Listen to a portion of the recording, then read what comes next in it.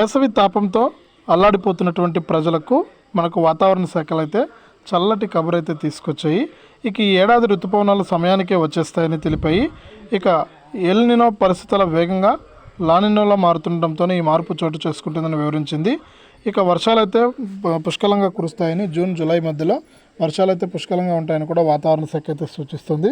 ఇక ఆంధ్రప్రదేశ్లోని ఏ జిల్లాల్లో వర్షాలు కురుస్తాయి, తెలంగాణలోని ఏ జిల్లాల్లో వర్షాలు కురుస్తాయనే వివరాలన్నీ కూడా తెలుసుకుందాం.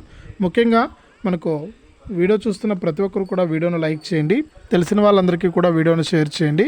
చాలామంది చూస్తున్నారు కానీ సబ్స్క్రైబ్ చేసుకోవట్లేదు. దయచేసి ప్రతి ఒక్కరు కూడా సబ్స్క్రైబ్ చేసుకుని పక్కనే వచ్చే గంట పైన నొక్కి మళ్ళీ వచ్చే ఆలనే గంట పైన కూడా నొక్కండి. అప్పుడే ప్రతి వీడియోను కూడా మీరు అందరికంటే ముందుగానే మీ ఫోన్లోనే నోటిఫికేషన్ లేదా మెసేజ్ రూపంలో అయితే తెలుసుకుంటారు. ఇక లేట్ చేయకుండా మనం వివరాల్లోకైతే వెళ్ళిపోదాం. ముఖ్యంగా తెలంగాణ రాష్ట్ర వ్యాప్తంగా చూసుకుంటే 3 లేదా 4 రోజుల పాటు కూడా భారీ నుంచి అతి భారీ వర్షాలు కురుస్తాయని హైదరాబాద్ వాతావరణ కేంద్రం తెలిపింది. ఇక ముఖ్యంగా ఆదిలాబాదు, ఆసిఫాబాదు, మంచిర్యాల, నిర్మల్, నిజామాబాదు, జగిత్యాల, సిరిసిల్ల, కరీంనగర్, పెద్దపల్లి, కామారెడ్డి జిల్లాల్లో అక్కడక్కడ కూడా వర్షాలు పడతాయింది.